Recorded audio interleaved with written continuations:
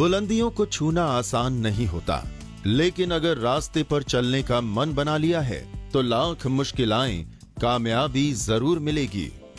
यही जज्बा नीतू सिंह का था, जिन्होंने अपने जीवन में हर किरदार को पूरी शिद्दत से निभाया और आज सफल महिला उद्यमी के तौर पर जानी जाती हैं। नीतू ने महिलाओं को सशक्त करने की ठानी और एनजीओ आस्था फाउंडेशन के माध्यम से शुरुआत की।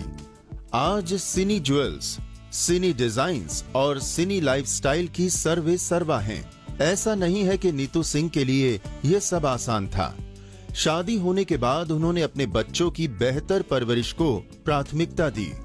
उसके बाद धीरे धीरे खुद के भरोसे पर अपने बिजनेस में कदम आगे बढ़ाए। मेरा मकसद था कि एम्प्लॉयमेंट जनरेट करना, स्पेशली वुमेन के लिए।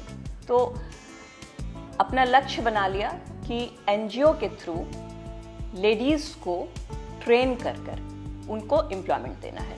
तो ये पूरा एक लक्ष्य था आस्था फाउंडेशन को एस्टैब्लिश करने का 2005 के फरवरी में।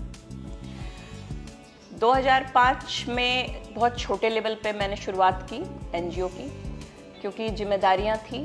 2 बेटे, दोनों बहुत छोटे थे और मुझे देखना था उन्हें। 2005 से लगभग 2009 तक छोटे छोटे स्केल पर, जैसे कभी अपने ही घर के छत पर या अपने घर के एक कमरे में लेडीज़ के लिए काउंसलिंग सेशन अरेंज करना, उनके लिए कभी ज्वेलरी का, कभी ज्वेलरी बनाने का, कभी पेपर इन्वेलप बनाने का, कभी हाथ के कुछ काम का एक ट्रेनिंग देकर उन लोगों को समझाना शुरू किया मैंने। किसी भी महिला के लिए अपना बिजनेस शुरू करना या आगे बढ़ाने में पूंजी की चुनौती सामने आती है। नीतू सिंह के सामने भी समस्या थी, लेकिन उसका समाधान उन्होंने कैसे किया, आइए जानते हैं। मैंने अपने काम की शुरुआत जो पिछले 12 साल में, या मैं कह सकती हूँ कि 2005 में जो आस्था फाउंडेशन से शुरुआत की मैंने काम, तो अब 15 इयर्स हो गए। उसमें मेरी प्लानिंग कुछ इस तरह रही कि हम लोग ही मनी जनरेट करें और उसी जनरेट किए हुए मनी से step by step, baby step लेकर अपने काम को बढ़ाएं, म्यूचुअल बेनिफिट से। मतलब मेरे वर्कर का भी भला हो और कंपनी दिन पर दिन एक्सपेंशन मेरी कंपनी का हो। अपने एनजीओ और अपनी कंपनी के माध्यम से बड़ी संख्या में लोगों को रोजगार दिया है, तो वहीं कारोबार का दायरा बढ़ा है। दुनिया के कई देशों में सफलता से काम कर रही हैं। उस समय अगर हमारी कैपेसिटी 5000 थी, तो अब 20,000 के आसपास डायरेक्टली और इनडायरेक्टली बोथ वेज में हमारे पास इतनी लेडीज वर्कर हैं जो बेनिफिटेड हो रही हैं मेरे इस डिसीजन से। और आज आकार इतना बड़ा हो गया है कि कई कंट्रीज में, US, UK, Netherlands, Spain, Italy, अब फ्रांस, ऑस्ट्रेलिया मेरा बहुत अच्छा मार्केट है, जापान, हांगकांग। कंपनी से बड़ी संख्या में महिलाएं जुड़ी हैं। यहाँ उन्हें ट्रेनिंग मिली और आर्थिक रूप से सशक्त भी हो रही हैं।